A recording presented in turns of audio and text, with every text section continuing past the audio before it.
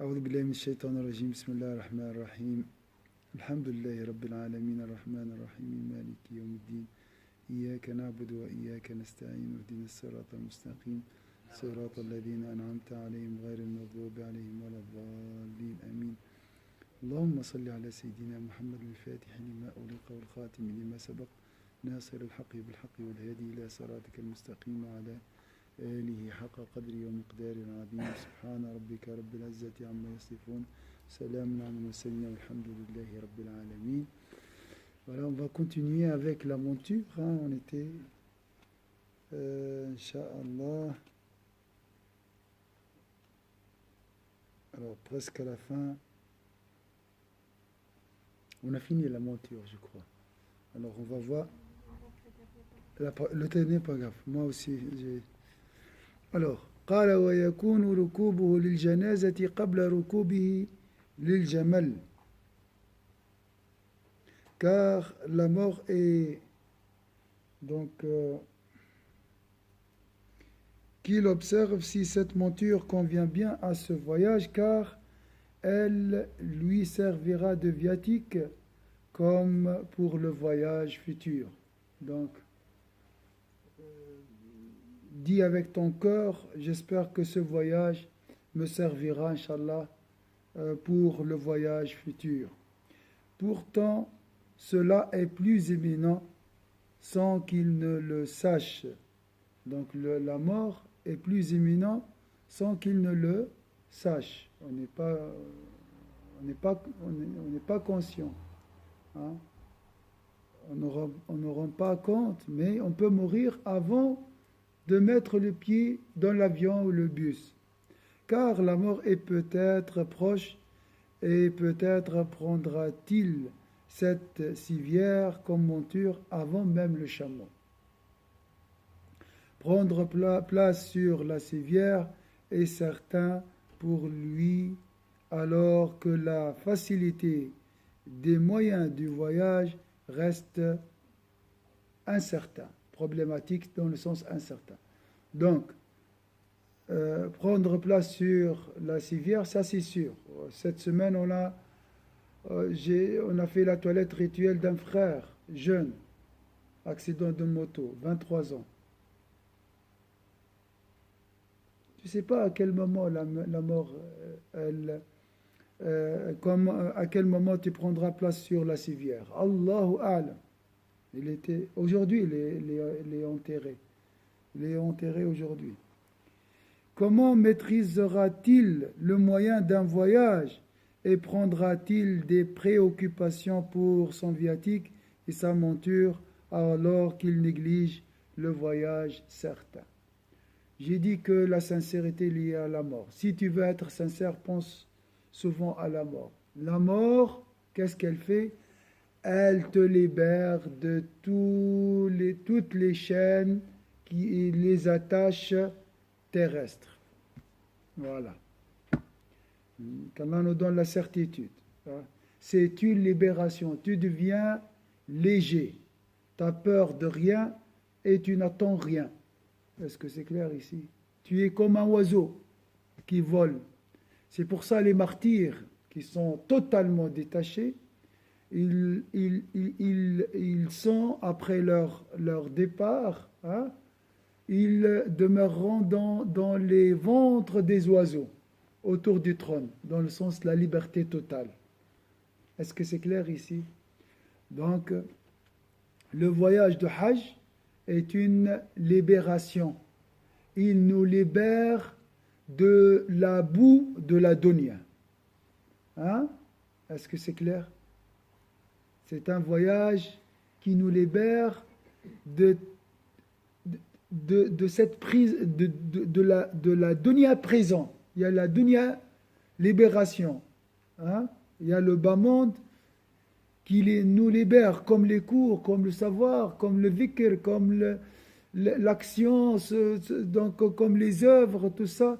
Mais il y a aussi la dunya prison.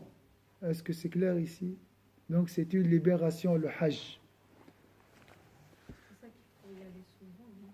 Moi, c'est ce que je ressens. Est-ce qu'on peut tomber Si on a les moyens, il faut aller. Si on a les moyens, essayez. Et si vous n'avez pas les moyens, chaque jeudi, Inch'Allah, on essaye hein, de partir avec le cœur. Ça, c'est le plus important. En fait, le Hajj, c'est la vie. Hein, c'est le résumé de notre existence. Vie et la mort. Dans le Hajj, on vit les deux, on voit les deux. Et surtout la vie de l'au-delà. C'est la vie de l'au-delà dans la vie d'ici-bas. C'est ça le Hajj. Vous voyez? Alors regardez par exemple un exemple clair. L'achat des deux vêtements de sacralisation. Avant de chercher les habits de l'ihram, pense à ces choses. Qu'il se souvienne à cette occasion du linceul dans lequel il sera roulé. Est-ce que c'est clair ici? Le linceul, c'est 3 draps blancs pour les hommes, 5 draps blancs pour la femme. Donc ça, c'est une réalité. Tu vas toucher la mort. Tu vas toucher la mort. Hein? C'est pour ça, mes chères sœurs, pour celui qui fait la toilette rituelle d'un défunt ou d'une défunte, il fait quoi après? Il est recommandé de faire les grandes ablutions. Les grandes ablutions. Pourquoi? Parce que les ulama, ils ont dit la récompense de celui qui fait la toilette rituelle à quelqu'un, il verra tous ses péchés antérieurs effacés. Vous savez pourquoi? Parce que il va toucher la mort. Donc, c'est comme une nouvelle naissance, dans le sens conceptionnel, bien sûr, pas réel, pas physique. Donc, quand il réalise réellement, quand il réalise qu'il va mourir, hein, sa vie change totalement. Il remet le compte à zéro. Comme s'il était mort. C'est une nouvelle naissance, voilà. Après la toilette rituelle, comme si Allah t'a donné une nouvelle vie. Ou bien comme si tu t'es converti à l'islam. Moi, je voulais juste poser la question, parce que je pense que vous avez plusieurs fois fait les lavages mortuaires. En fait, je voulais savoir qu'est-ce qu'on ressent, en fait, quand on fait le lavage. Alors, quand tu sors... Moi, j'ai fait que dans les hôpitaux. Hein. J'ai fait, mais c'était pas un lavage islamique. C'est un lavage qu'on fait, voilà, hospitalier. Hein. Oui, mais on ressent quelque chose. Bien sûr, bien sûr. Quand tu sors, tu vois différemment la dunya. Tu dis, qu'est-ce qu'ils font ces gens des voitures? C'est quoi ça? C'est une autre vision, c'est une autre conception. Tu vois l'insignifiance de la dunya. Et ça, c'est une libération. Ça ne dure pas longtemps. Ça ne dure pas longtemps, malheureusement. Après, on est essuyé par les aspirations, les basses aspirations et les pensées mondaines.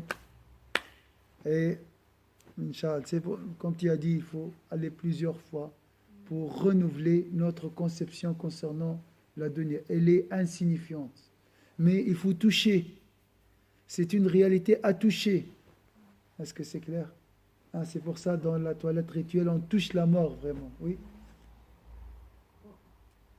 Moi, je dis par rapport à l'expérience que j'ai eue dans les hôpitaux. Avant, je ne connaissais pas bien non plus ma religion par rapport... On évolue toujours, je ne dis pas que je connais bien ma religion. Mais, on ressent quelque chose quand même. Hein. Bien sûr, ma soeur. Et on se dit, qu'est-ce qu'on fait faire des ténières? Même oui. si on ne connaît pas sa religion, on oui. se pose quand même des questions. Bien sûr. Je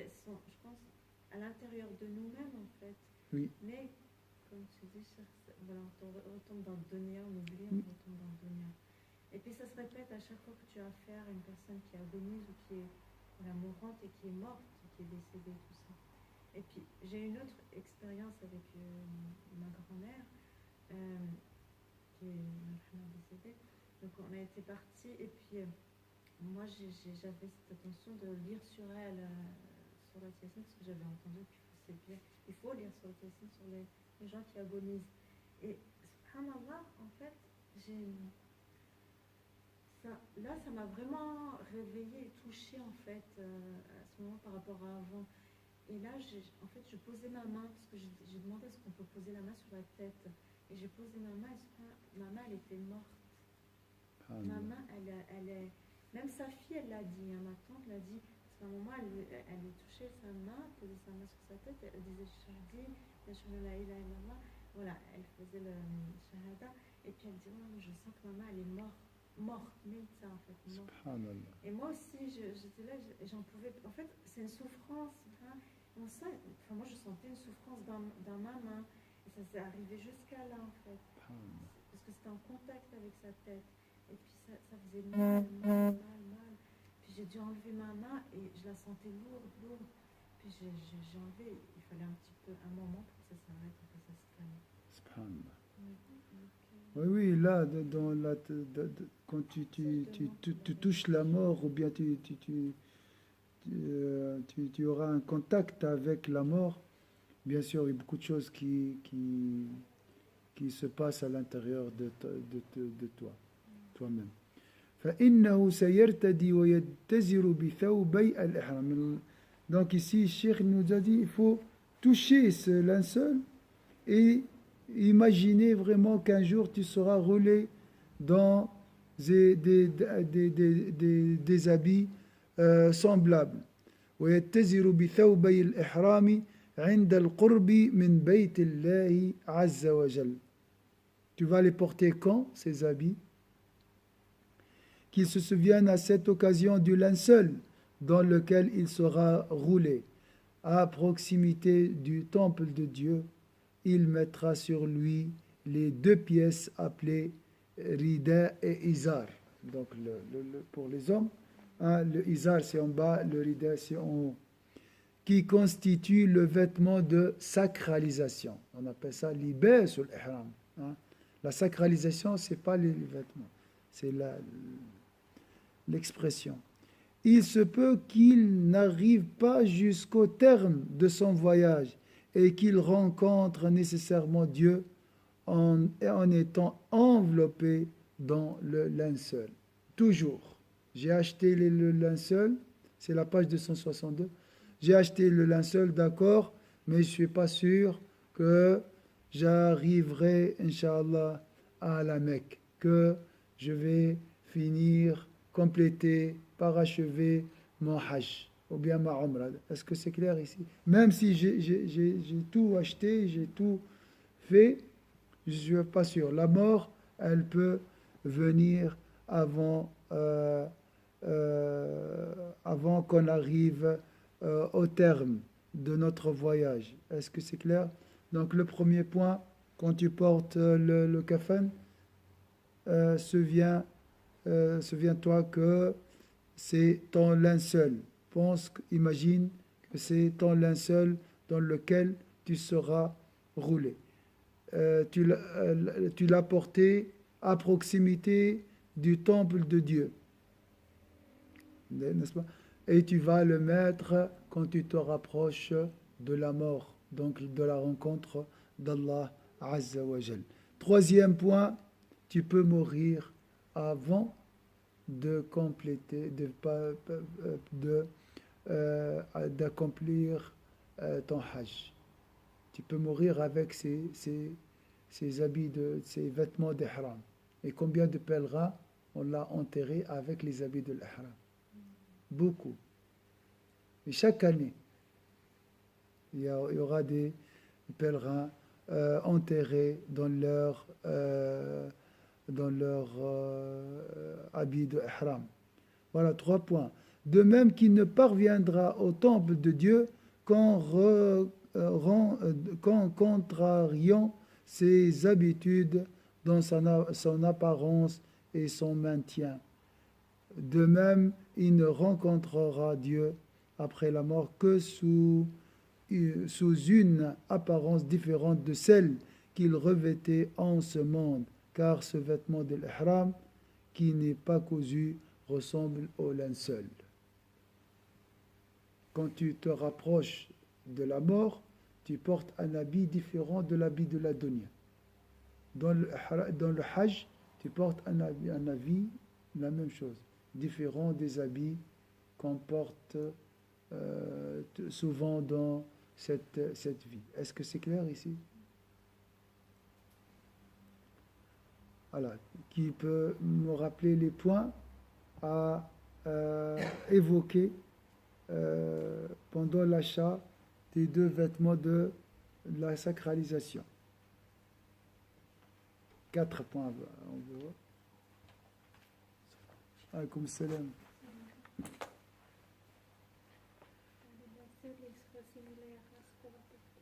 Voilà, tu dis, voilà, ça c'est, tu dis, le vêtement de l'ihram, ça sera un jour mon linceul.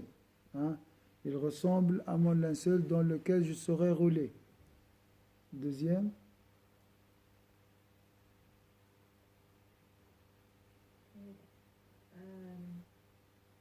C'est possible qu'il va mourir avant. Voilà, je peux mourir en état de sacralisation avant de finir mon hajj. Troisième point.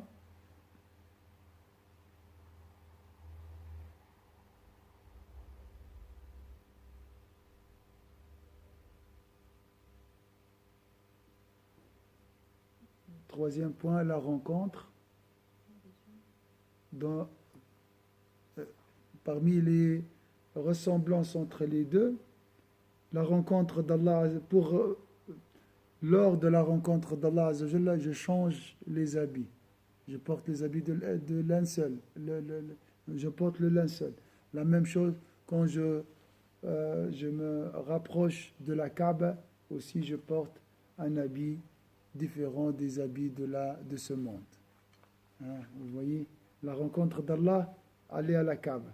Là, je change mes habitudes et là-bas aussi, je change mes habitudes. Je porte un habit différent. Maintenant, وأما الخروج من البلد فليعلم عنده أنه فارق الأهل والوطن متوجها إلى الله عز وجل في سفر لا يضاهي أسفار الدنيا. La sortie du pays, que les pèlerins sachent que dès ce moment, ils se séparent de la famille et du pays en orientant sa face vers Dieu dans un voyage qui ne ressemble à aucun autre de ce monde. Et ça, c'est très important aussi, la question du sacrifice. Hein? Selon ton degré de sacrifice, tu te trouveras libre. Hein? La liberté, la libération dépend de tes sacrifices. Là, tu laisses tout, l'argent, les enfants, les biens, le travail, et tu pars vers Allah Azza wa Jal. Donc ça, c'est quand tu sors. En réalité, l'imam, il parle donc quand tu quittes ici, la Suisse. Donc la première chose, je me sépare de tout. Hein? Ça, c'est le premier point. Deuxième point. في سفر لا يضاهي أسفار الدنيا. في سفر لا يضاهي أسفار الدنيا. Vers Dieu dans un voyage qui ne ressemble à aucun autre de ce monde. Ça, c'est très important. Le voyage vers la Kaaba ne ressemble à aucun voyage de ce monde. فليحذر في قلبه أنه ماذا يريد وأين يتوجه. Alors, dans ton cœur, qu'il rend présent en son cœur le but recherché, où il se dirige et la visite de celui qu'il vise. Tu vas où?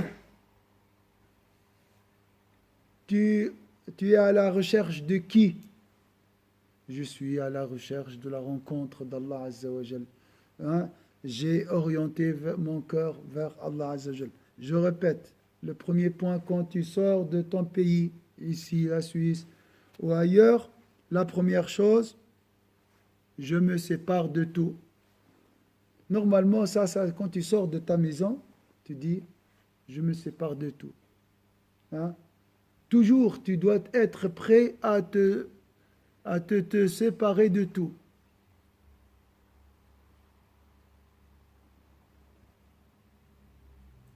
Est-ce que c'est clair ici? Tu dois être toujours léger. Tu dois pas rester collé toujours. Ah, ça. C'est une prison. Ça nous étrangle, ces attaches. Hein? Est-ce que c'est clair ici? Toujours, essaye d'être libre. Libère-toi. Libère ton cœur, toujours. Il se sépare de la famille et du pays en orientant sa face vers Dieu. Voilà, c'est très joli ça. Hein? Comme si tu vas voler. Hein? Yves. Il a dit. Ah, c'est un fardeau, la dunya. Hein? C'est un fardeau. Hein? Les futilités, quand on te parle de la futilité, les péchés, tout ça, c'est mauvais. Ça nous étrangle, n'est-ce pas? Vous êtes d'accord? Donc, une séparation radicale, 12 jours, je suis coupé, ou bien 21 jours pour le Hajj, coupé totalement de tout. Ce voyage, il a dit quoi? Quelle est la particularité de ce voyage? Il est spécial, il ne ressemble à aucun voyage. Tous les frères et sœurs qui ont fait la Hajj et l'Umrah, ils peuvent te dire la même chose. C'est un voyage spécial, n'est-ce pas? C'est pas comme des vacances qu'il rend présent en son cœur. Alors, troisième point.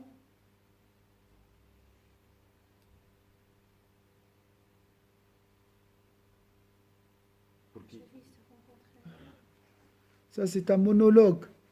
Parle avec ton cœur. C'est ça la force de ce livre.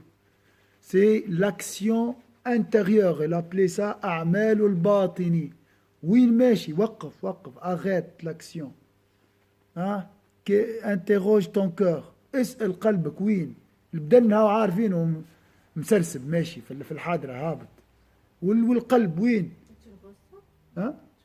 Mais il rappelle ce cœur parce qu'il peut dévier, hein? Il peut oublier, d'accord? Quand on est dans l'avion, généralement, on ressent. Des fois, mais quand je reçois le menu, on commence à rigoler, c'est fini. Quand on est fatigué aussi, nous oublions. Hein? Si on dort, ça va, mais si après on commence à passer le temps et tout ça. Moi, je dormais dans l'avion. À un moment, là, j'étais contente. Franchement, j'avoue, j'étais très contente. Alhamdulillah. Mais j'ai dormi parce que j'étais fatiguée. Et c'est quoi qui m'est arrivé? C'est le café qui est tombé sur moi. Parce qu'il fallait changer. Non, là, c'était le moment où il fallait faire les zones. Haram. Avec le hijj, Oui. pour l'ihram. Ah, dans l'avion. Moi, c'est comme Rabbi m'a dit, va te changer.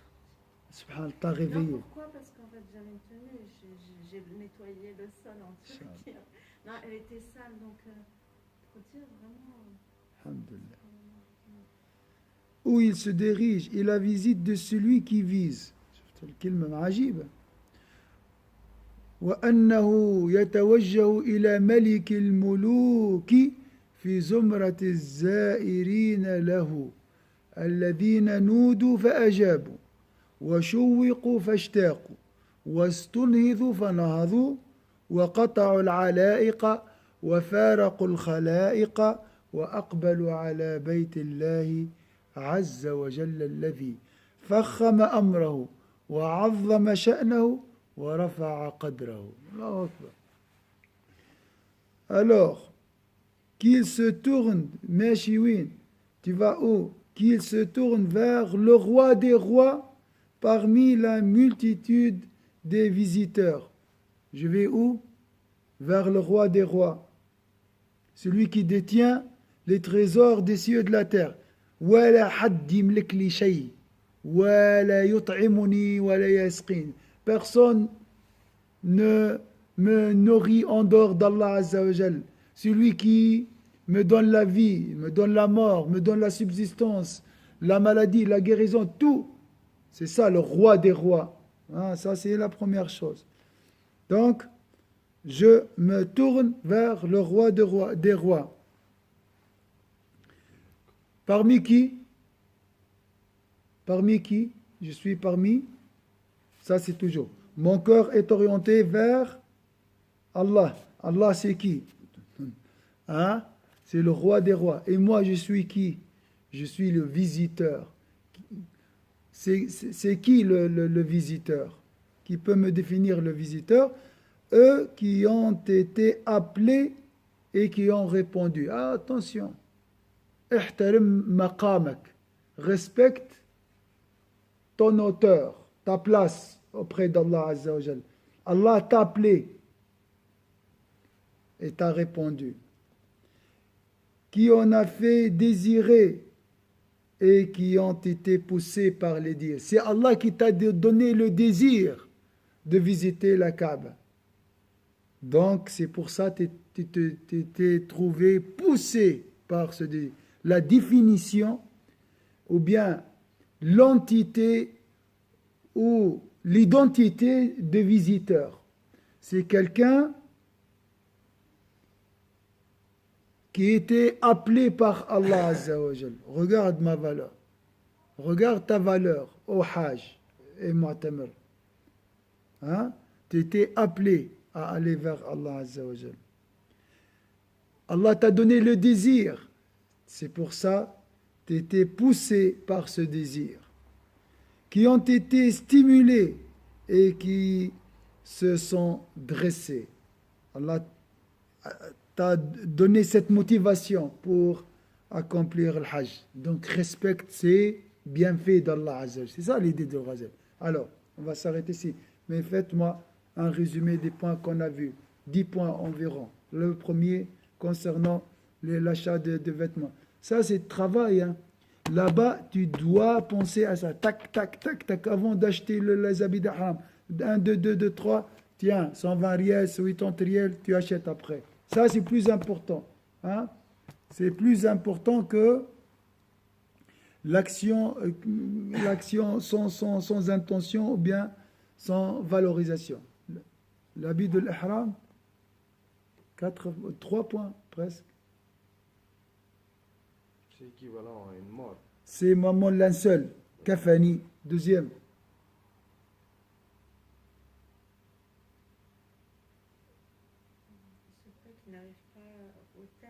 Je peux mourir avec ce linceul, en portant ce linceul. Pour mourir, je porte un habit spécial. Pour aller au Hajj, je porte un habit spécial. Pour le Hajj, un habit spécial. Pour la mort, un habit spécial.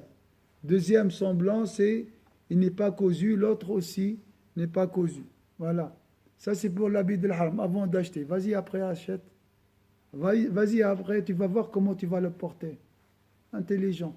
Très intelligent. Deuxième point, quand tu quittes, tu sors. Je pense à quoi? Action. Le Ghazal est action. Il n'y a pas un devoir. Des devoirs. Je vais chez qui? Avant chez. Au revoir, la Donia. La Donia, au revoir. Adieu plutôt. Adieu.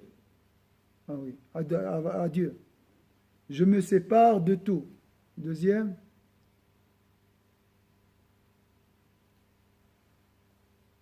Je vais pour qui et pourquoi? C'est juste, hein? Non, ce voyage est spécial. Il ne ressemble à aucun voyage de ce monde. Troisième, cœur, Allah et visiteur. 3 points. Tu dois les revaloriser. Le cœur. Tu dis quoi à ton cœur? Je vais visiter les rois. Tu vas où? Et tu t'orientes vers qui? Ah, le but recherché. Tout d'abord ça, le cœur. Hein? Tu dois le rappeler. Deuxième, مالك الملك ماشي الملك. je vais vers le roi des rois. Donc, je dois vivre paisiblement. Je ne dois pas pleurer pour l'argent. Je ne dois pas pleurer pour la nourriture. C'est Allah Azza wa Jalla, le roi des rois. Ça, c'est la nouvelle conception après le Hajj. C'est le détachement de la dunya. Hein? Donc, mon cœur, tu dois lui dire, tu vas où? Et tu t'orientes vers qui? Hein? Allah, vers Allah. Mais Allah, c'est qui? C'est le roi des rois. Et le visiteur, c'est qui? La valeur de l'invitation. Tu étais appelé et tu as répondu. Deuxième, il m'a donné le désir, c'est pour ça je me sens poussé par ce désir à accomplir le Hajj. J'étais stimulé, donc presque le même sens, et pour ça j'ai la motivation et j'ai pu vraiment acheter le billet, hein, faire ce qu'il faut faire pour aller voyager. تغيرت أمور ولا il y a un changement? Vous sentez un changement à l'intérieur de vos corps? Est-ce que l'ihram a une nouvelle conception maintenant? S'oublier soi-même. Hein? S'oublier soi-même, oui. Hein? Donc, Inch'Allah, il ne faut pas oublier ces points lorsque vous êtes, Inch'Allah, vous allez acheter les habits de l'ihram et vous quittez aussi votre pays, Inch'Allah, qu'Allah nous guidera dans le droit chemin. أعوذ بالله من الشيطان الرجيم بسم الله الرحمن الرحيم والعصر إن الإنسان في خسر إلا الذين آمنوا وعملوا الصالحات وتواصوا بالحق وتواصوا بالصبر سبحانك اللهم وبحمدك نشهد أن لا إله إلا أنت نستغفرك ونتوب إليك سبحان ربك رب العزة عما يصفون وسلام على المرسلين الحمد لله رب العالمين بارك الله فيكم إن شاء الله.